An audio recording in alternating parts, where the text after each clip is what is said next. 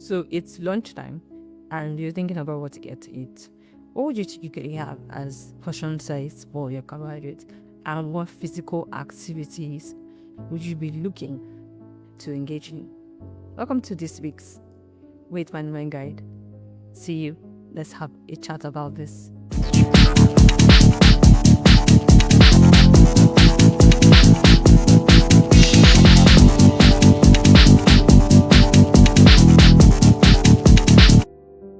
Hello and welcome to this week's Weight Management Guide. My name is Sandra Boma and we're here to share on what we have for the week as a challenge. Thank you for fitting up since week 1, week 2, and then now this week 3.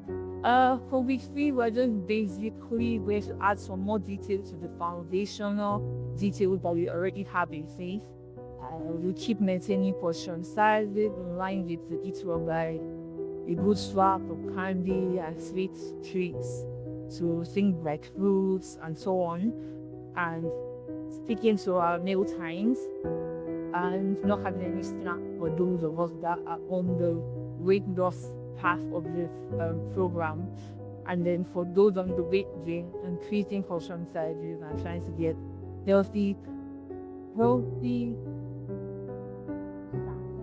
essentially healthy snacks and healthy food items that are rich and nourishing and good calorie content to help us put off all that weight. So our focus this week is easier eating and burnt off. Now the focus for this week is hinged on us keeping active, getting ample rest, and observing our patterns.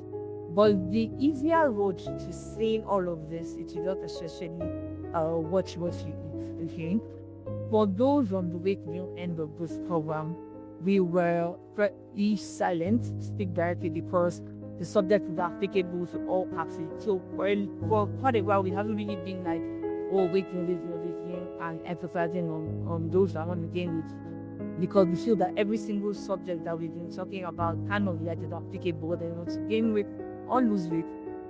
Eating a balanced meal is fundamental. Okay, so it's expected that in addition to all the tips that you keep increasing portions, having snacks between meals, but why I'm saying this is that do a weigh-in this week to be sure where you are and reaching your goals, and then know where you are and reach your goals. If you've been able to reach your goals, then how else you just tone down some things so that you can maintain your healthy weight goal that you set and you've been able to achieve.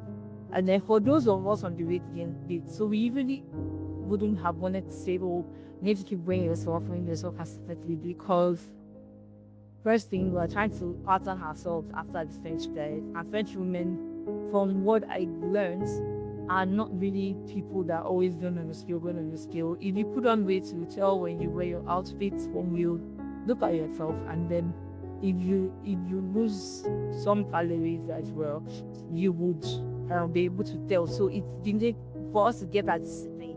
Okay, so it's not like playing football. If you keep keeping your eyes on the scoreboard and you don't play, like putting the strategy, defending, trying to score a goal, and doing all the things that good goalkeeping, and doing all the things that you need to do to win the game, and your eyes are just focused on the scores. So that's why we're not really keen about, oh, you have to keep weighing yourself. Weighing yourself on the scale consistently is not a measure that is going to put, it should not make you aware of what it is at the moment, which can be a motivation or a demotivation. But if you're able to enter on the right patterns, you don't necessarily have to keep getting on the scale every now and then. I'm also trying to make this a journey that is not full of anxiety and pressure, but rather something that is making you get into the readiness of what it is, so that even in the long haul, after day 31, you understand that the dynamics of what you're doing. Nobody's perfect. We drop a ball here, drop a ball. Remember our slogan: if you drop the ball, pick it up and keep going. But then just knowing that, I understand my patterns. I've studied my patterns and I know when I'm doing this, and I know when I'm doing this, and I know when I'm doing this. So our focus is basically getting the winning strategy. Okay, understanding yourself, understanding patterns, understanding what you're doing, so that you can actually, you don't need to weigh yourself, you don't need to do anything, but I can tell already that, oh, this is already in play, because it's a system. That's why when you tell the body is full of systems. We talk about the digestive system, the respiratory system. It's a system. And the thing about systems are made up of minor elements working together. So once you understand your system, then you're able to win regardless. So that's why I don't really want us to go in, have an anxiety mindset towards this. Okay? So our focus this week is about observing pattern, getting ample rest, because the realization is that food is easier eating long term. So you rather want to get it right from the get-go of eating than trying to hope that once you're eating it, you're going to burn it off. Because the easier road is the road of disciplining yourself. So if you some food items, do not eat it, for example, can be done in less than 10 minutes. And amounts to 2,000 calories, which is what you need for the additional requirements of the woman for the day. But you don't get satisfied by this, all right? And so you still need to eat something else. It means that you would have to eat more, essentially. Then if you're following the weekly recommendation of 115 minutes of moderate or rigorous exercise, burning that additional amount that you're eating, okay, can take 1 to 2 weeks, because it's not a meal, you had it, so it's an added thing to your meal. So you'll probably still end up maybe doing 4,000 or something in a day, as opposed to that 2,000. So now that extra 2,000, you're trying to burn it with what has been said to you and not continuous. So you find that there's a chart there that just tells you how brisk walking can burn up. It's going to take you like 1 to 2 weeks to burn what you just did in less than 10 minutes. So that's why we're saying pay attention to your patterns. Be mindful of the initial what you're eating. And don't hope that, I'll keep the gym, I'll do my best work, I'll dance.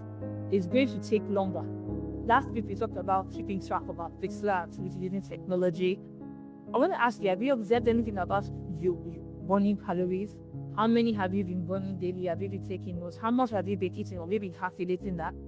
But it's nothing to be worried about. So keeping track, most apps have like a record. So you can go back to your record and just have a check. Oh, how was it? So it makes like a chart for you. And then if you haven't been doing that, you might want to just start.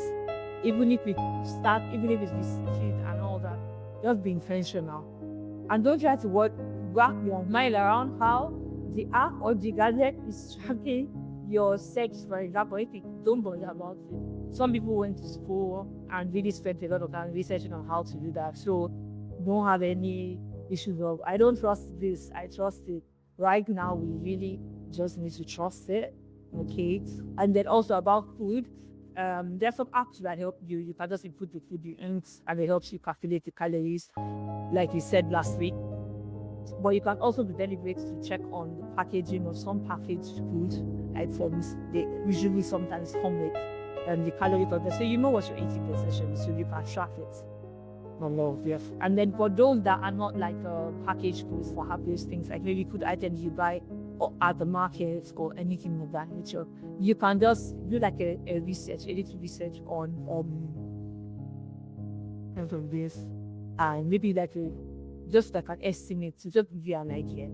So this week we have a special task, because it's week 3, and we really want Friday 31 to have some significant results, basically. Some significant results happen for us. So there's the physical activity task.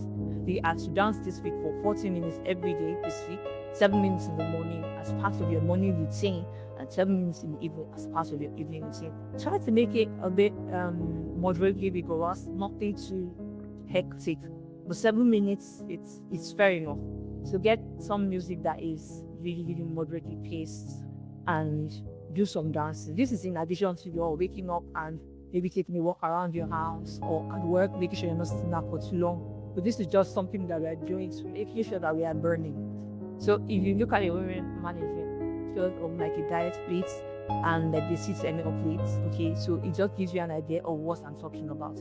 Now, depending on your goals, you can opt for a plate with sections, a girl's plate.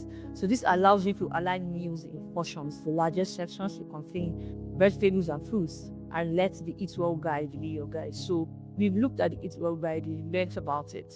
Practically now, if you get a plate like this, like it's in the guide, it helps you know, okay, my meal, this is vegetables, this is protein, this is carbohydrates. For this week and next, we are also reducing our overall carbohydrate consumption to exactly what we need. So if for any reason the carbohydrate has undergone some kind of mashing in its cooking process, limit the portion to the size of your fist, okay, just one fist. This is because we will not really be doing a lot of chewing, and then when food is mashed, it tends to be easier to eat more of it than you normally would. So things like mashed potatoes, things like swallow, like Africans, they have things like eba, you have things like pounded yam, you have things like rice. Anything that you're going to be swallowing, that is carbohydrate, try to limit it to the size of one of your fists, okay? Because it's a lot easier to eat. If I have a lot of soup, we'll just try to limit it to the size of one of your fists. Pretty much. So, just the wrap up of every single thing. We are trying to get plates, like a diet plate that has different sections that tells us a 650 ml plates, okay? All your fish will fit into it as much as possible. Except there are several things like apples and all of that you want to have the whole thing packed up. It's on the sides. Otherwise, it should be able to fit into that mix, because we're trying to reduce portions and also increase physical activity some more, because we know that it's easier eating than burning off. Okay, so we're trying to burn some more, putting some more energy into burning some more. We're going to bring it, but easing into it, not too much wiggle. We're just easing into it. But what we're trying to do in essence, this whole plan is training our bodies. Because once you're able to train your body in a certain way, once you're able to train yourself in a certain kind of way, you find that you've cut off a lot of the struggle of discipline. Okay, so be able to train your body to get into being physically active, ease into it, and it becomes something that you're used to, and you don't have to think about it too much before you just before you go into it.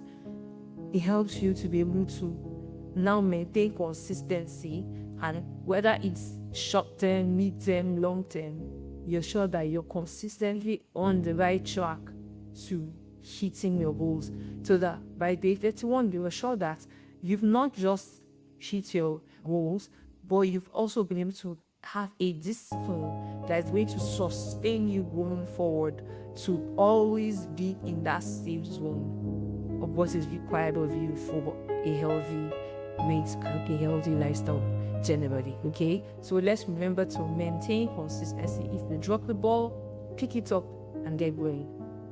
And also keeping a healthy balance. Maintain consistency, keep a healthy balance, and we'll see you in our final week next week. Thank you so much for next time. See you.